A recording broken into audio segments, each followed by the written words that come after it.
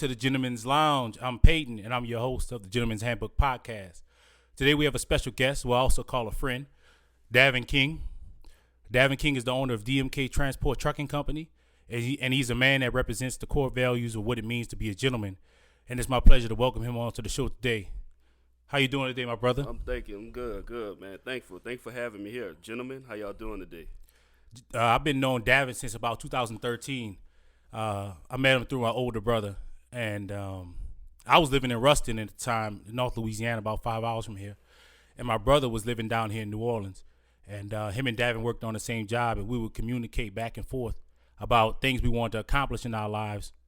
And I'm proud to say that Davin has accomplished many of the things that he set out to accomplish. You know, at the time, he didn't even own a trucking company. And we're going to get to that in due time, but we always have to go to our first segment, Ask a Gentleman.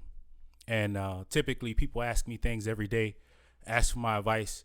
And today I'm going to get a little bit of Davin's advice because he's married and has a child as well. So I'm going to get some of his advice as well. And the first Ask a Gentleman is, it comes from a guy I know, and I won't say his name, but he knows who he is. I don't even know if he watches the show, but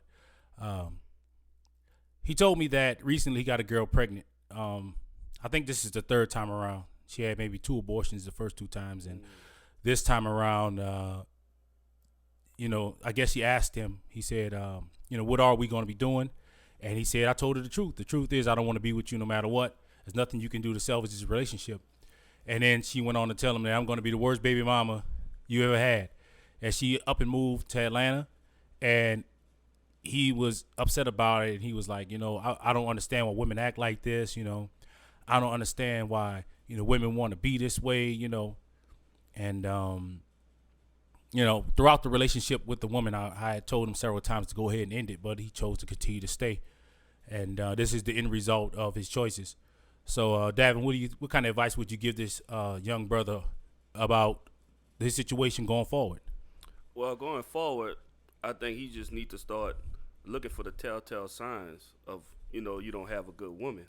Because sometimes it's not even worth trying to save the ship. Sometimes you just got to let the ship sink and build a new one. And I just feel like, you just got to take your lick, man up, and move on, man. I know it's going to be a lot of paperwork, courts, and all that, so just get ready, man. Yeah. I guess the advice I gave him, and I would have gave him, which he's not a guy who follows advice. He just does what he wants to do. So I gave him so much advice, till I'm blue in the face.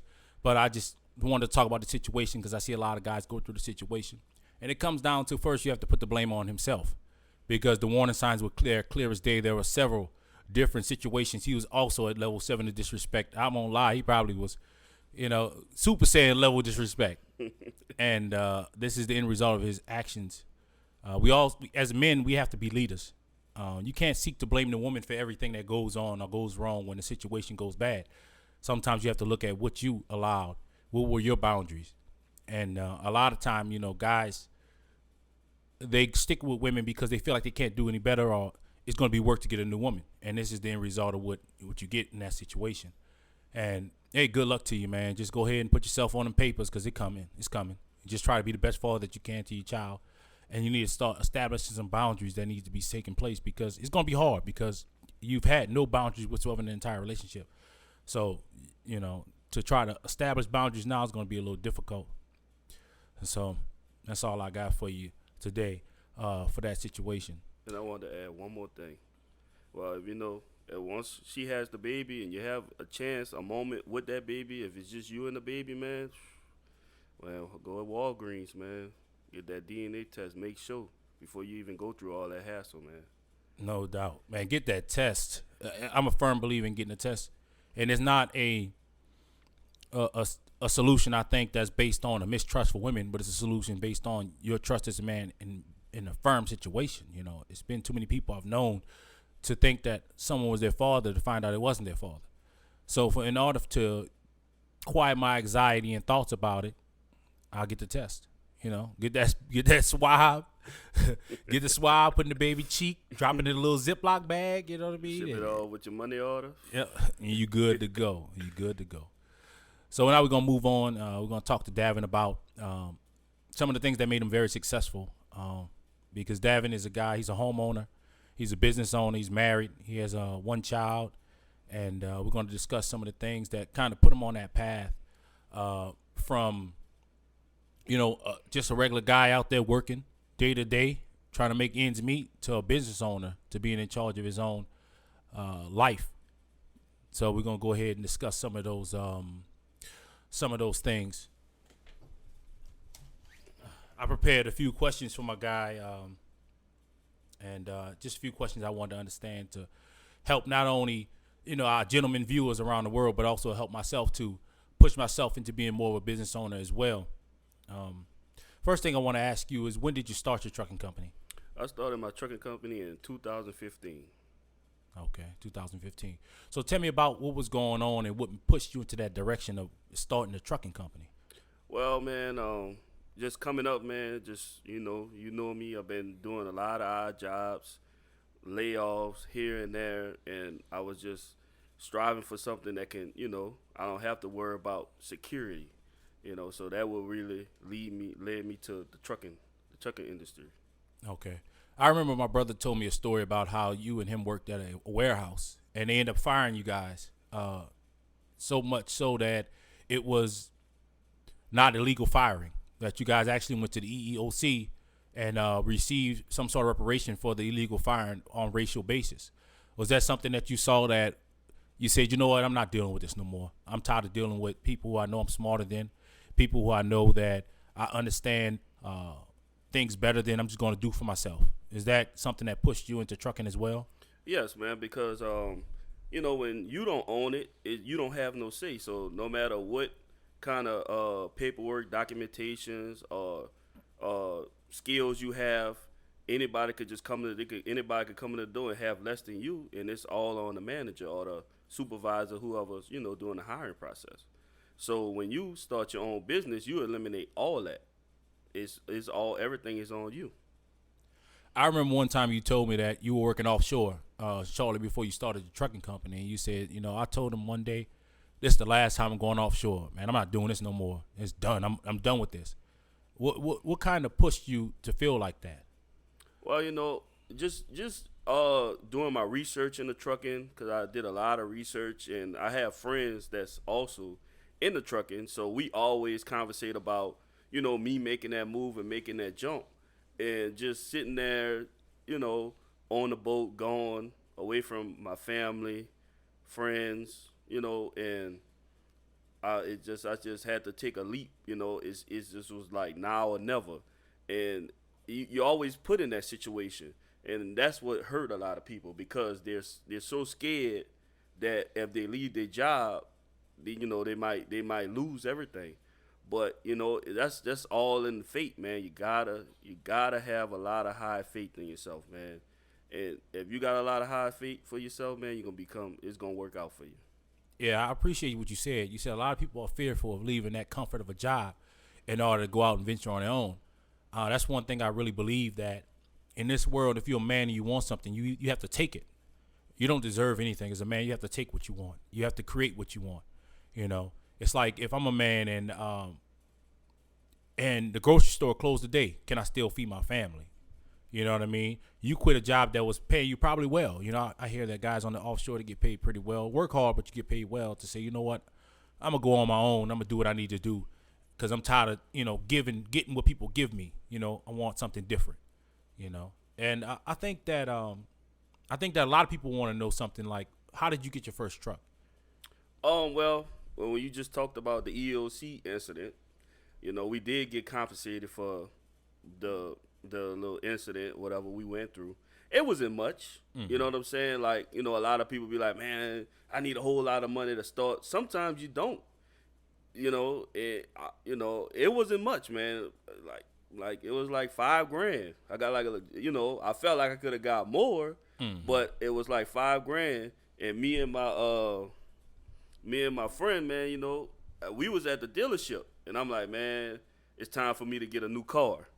So it's time for me to get a new car. So I'm looking at cars. I already had a car. It works. It wasn't the top notch of cars. Mm-hmm. So, that's why it's always important to have real friends. I mean real, in your corner.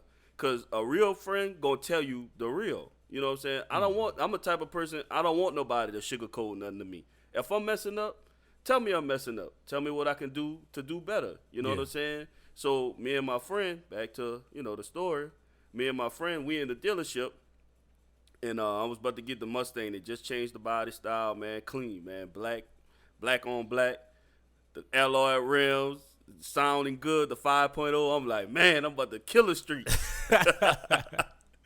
So, man, they ran my credit, and my boy, like, the car was like, I think it was like 45 grand.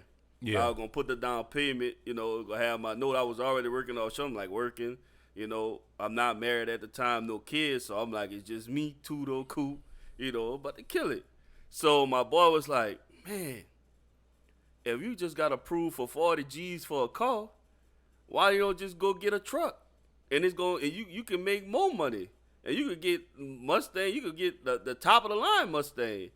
And I'm thinking, so it was raining that night. I think it was just a purpose, bro. It was just it all came together. So it was raining that night. So the salesman was like, man, why don't you go ahead, leave my little hoopty, here, take the Mustang home, take it home tonight, Yeah. That's to get you, take it home tonight. So you feel comfortable with it. Yeah, so I'm like, man, they say, you already got the insurance and everything.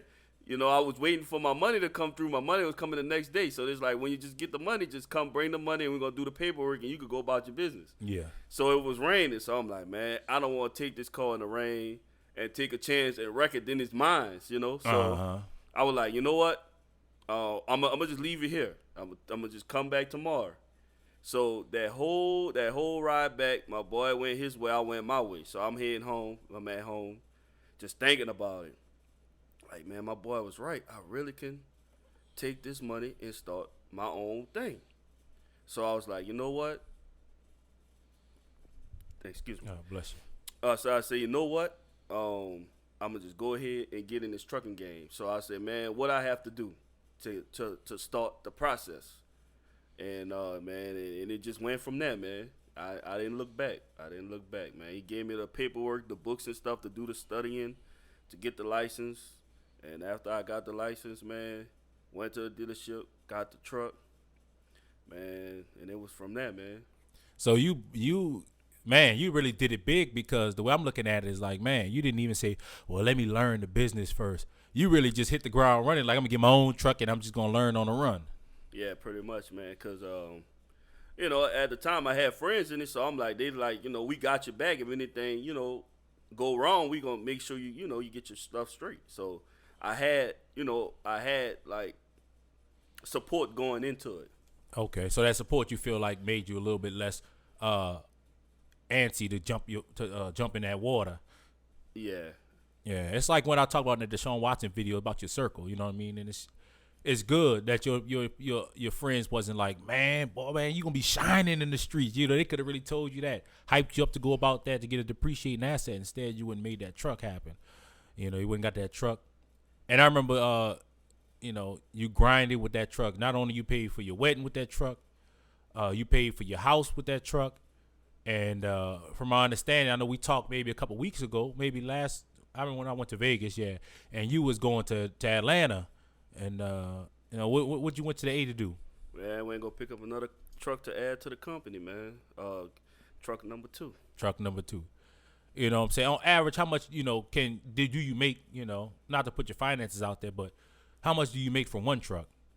But one truck on a weekly basis after deduction, after expenses, and between $2,200 and $2,800 a week. Okay. So now with this second truck, you know what I'm saying, you're going to be making, another, plus this truck newer than your old truck, you know what I mean? The other truck was, sometimes you had to do repairs on it and everything like that.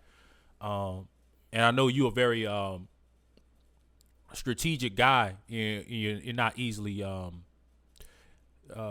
distracted or not easily I guess thwarted in your actions. If something goes wrong, you got another way to fix it. But enough about your company. I want to talk about your relationship, because if you look on YouTube, all you hear is that about the negativity of what women are today, and you can't trust women. The modern woman is this, the modern woman is that. And I know that you're married, and how long you and your girl been together before y'all got married? Oh man, this year right here, we making 10 years, man. Okay, and how many years you been married? Married 3. Okay, 3 years. And how old is your son? He's 2.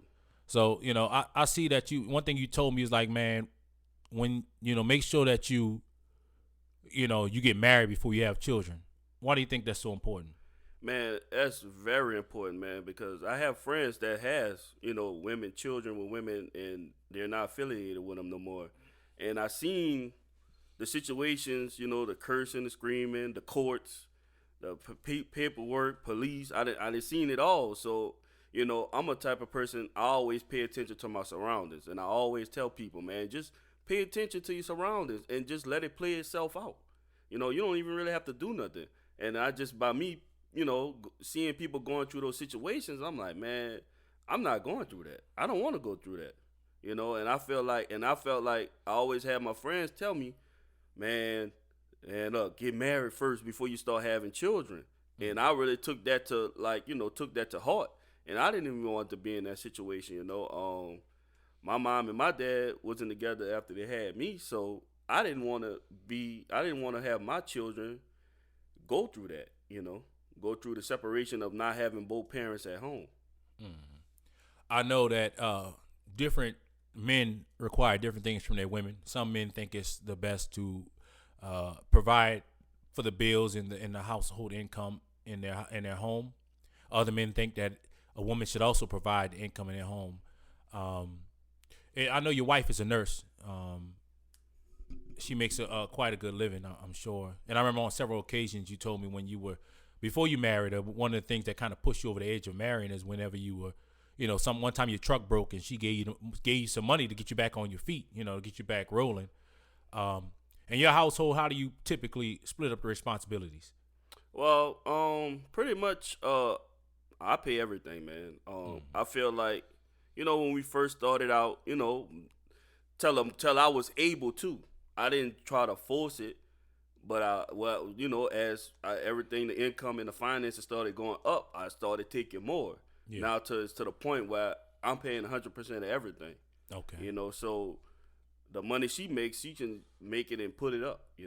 Okay, so with the money she makes, is she saving it? I guess. Is it that she's saving the money to try to invest into another truck from the company, or is it what is she typically doing with that money? Man, she typically saving majority of it, and the rest pretty much is like knickknacks for the house, like making groceries and stuff like that. Okay, yeah, I understand that. I noticed that a lot of times, like we said, you get on YouTube and you have guys who, I see a lot of guys who like to put a lot of blame on the women, but I think it starts with a man. Because like I said, women are malleable, they're changeable, man. If you notice that as a man, you pretty much was the same man throughout several relationships that you've been in. But if you ever seen a woman that you used to date or a woman that dated somebody else before they date you, you notice that women kind of change a lot. I noticed that with my mom. My mom and dad got a divorce when I was around 19.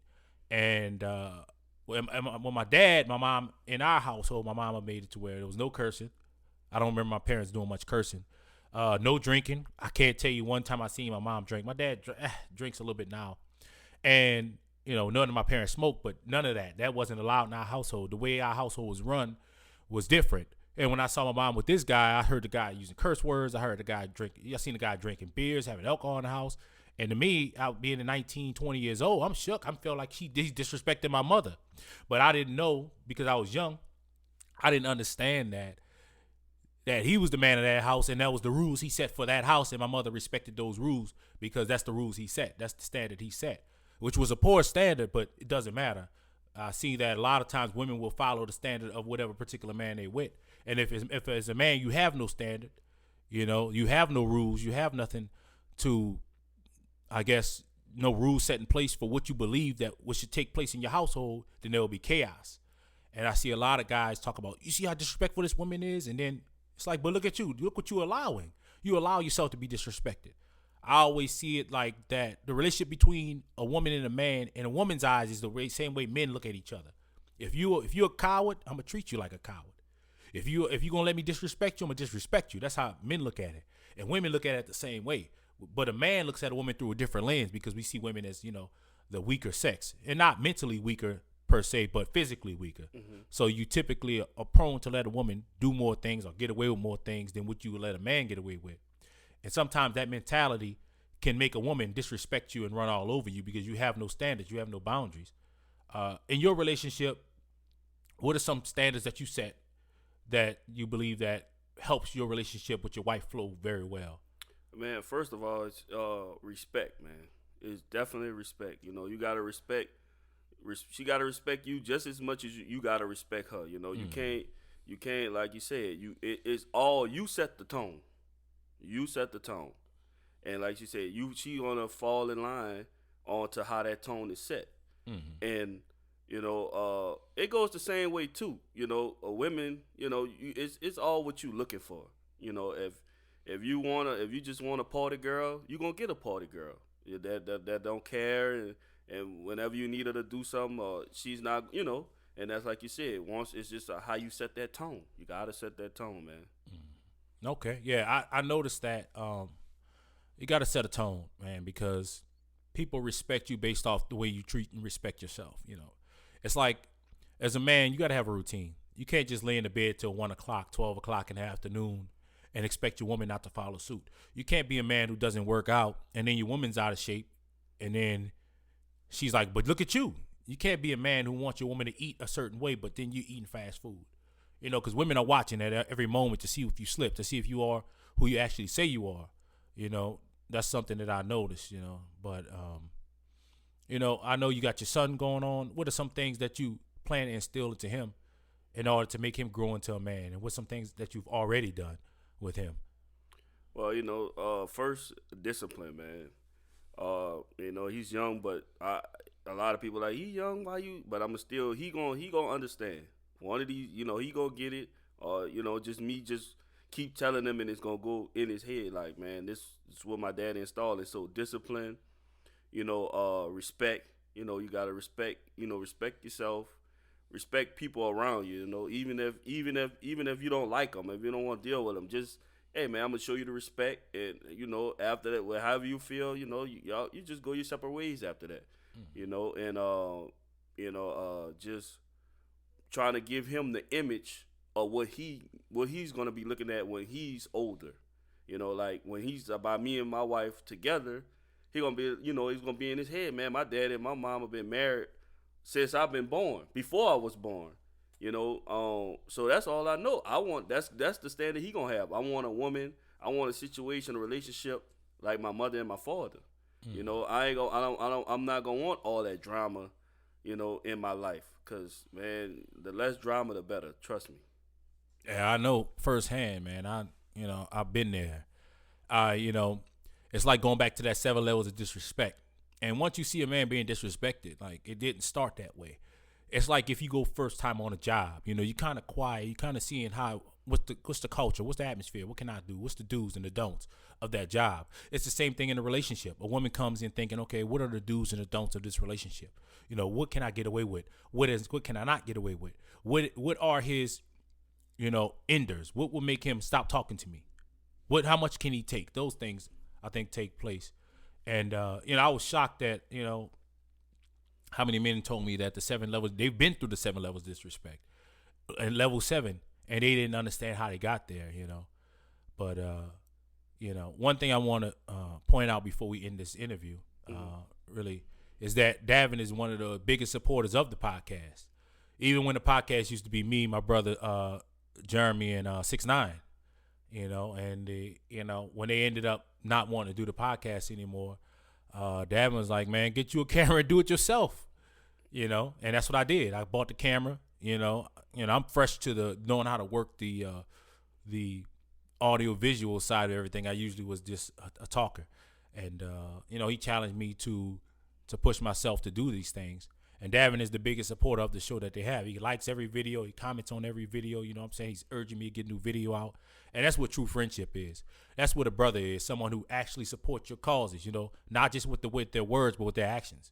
And if you get under any video, you always see Davin like, great show, leaving a comment, something to uplift me to keep going.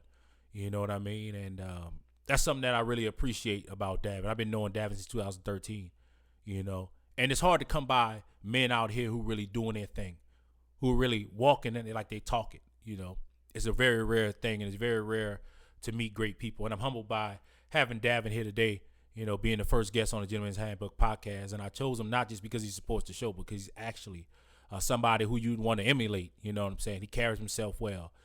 He's married. He has his own house. He has his own vehicle, as far as 2 trucks going now, and he doesn't have any debt. He doesn't have any debt. So that's somebody you'd like to emulate. That's why I felt the need to bring him on to the Gentleman's Handbook podcast today. What I'm going to do is I'm going to get Davin to send me some information on trucking. If anybody's interested in starting a trucking business, or just joining something and seeing some of the pitfalls that he's been through, as some resources for anybody who wants to join the trucking business. And as always, you can comment, like, and subscribe, and please share the videos. My main purpose is to help young men and older men and men in general, and try to build a community of like-minded individuals so we could grow and continue to make the world a better place. And that's all I got today. You got any other comments, Davin? Yeah. If anybody's watching the podcast, I'm gonna have Peyton leave my email in the description. So if you have any questions, if you in the trucking, if you have any problems, any roadblocks, I've been in it 6 years. I pretty much just seen it all. So if you need any help, I'm always open doors. I could give you any connections I have to mechanics, to getting loads, or I can help you out. I don't have no problem. That's the type of person I am. I'm always willing to help the next brother out. That's what we need to do. Once you in the door, don't close the door. Keep the door open. Bring people in, cause it's all about your circle. You only become who your circle is, cause you can't be just the only one making money in your circle. Then now you're creating enemies. Just make everybody make money. It's not about who make money to make the most first, cause if me and Peyton already doing it, Peyton a millionaire before me, sooner or later I'm gonna be a millionaire right behind him. It's all about patience. Everybody peak hits different. It took a while for me, man. Maybe like my 3rd, 4th year in it. That's when I really start seeing the success. I've been through a lot. It wasn't easy, man. Man, when I first got my truck, I had an accident in it, man. My truck was down. And that's why it's important, man. It's important, man, who you have in a relationship with these women, man. Just don't be, if you're just gonna play around, man, just play around. Don't dragging a woman, talk about you're gonna do this and do that. Man, be a man of your word, And like back to the story, man, when I first got my truck, man, my truck went down, man. And I didn't have the money because I exhausted all the money getting into the business. So I didn't have any money to get my truck out of the repair. So man, my wife, man, she was my girlfriend at the time. Man, she believed in me, man. She was like, man, we not gonna let this truck go down. We not gonna turn it in. We not gonna get no debt. We gonna fix this truck. So, man, me and my wife worked. My wife worked. She a RN, man. She was working 12 hours, 7 days a week, man, for me, man, to get me, man. She was paying all my bills, man. I didn't have no money. I was looking for jobs to get back on. And, man, she looked out for me till I got on my feet, man. And when I seen that, man, I knew that's my wife. And, like, if a woman there when you at your worst, man, that's the one for you, man. If everything start getting bad and she like, man, I'ma fall back and let you handle it, nah. That's not the one for you. You want a woman that's gonna be with you at your worst, man. Cause now, she been with me at the worst. Now I'm giving her all the best. Making sure whatever she wants, I'm getting it. And just it's very important to have a good woman on your side, man. You got a good woman on your side, man. You can't lose. And if she always motivating you, you can't lose. If you got friends in your corner motivating you, man, you can't lose. Trust me, you can't lose. It might look like ain't no light at the end of that tunnel, but it's just be patient. It's coming. It's coming, man. And that's all it's about, man. It's just about who you are. You got to believe in yourself. Your loved ones, your friends, man. All that is very important for your success, man. And if you got people in your circle that's trying to do it, man, support them, man. It's not always about giving money. You can spark them, just like Peyton said. Comments, conversation. That can spark you. It's not about the money. It's about the dedication and the spirit. Just the support. That's what it's about, man. If somebody give you money, shoot, that's a plus. That's a big up. But for me, like I wouldn't want to change it. If somebody hand me money to get it done, hey, that's no problem. But I felt the way I went and the way I had to go through it by the support of my supporting cast, I wouldn't want to change it, man. I wouldn't want to change it. Before we wrap up, a wise man once told me that a woman can be a great source of wealth or a great source of despair, and it's good to see that your woman has been a great source of wealth for you. Well, that's all we have for you today at the Gentleman's Handbook Podcast, and we out. Peace.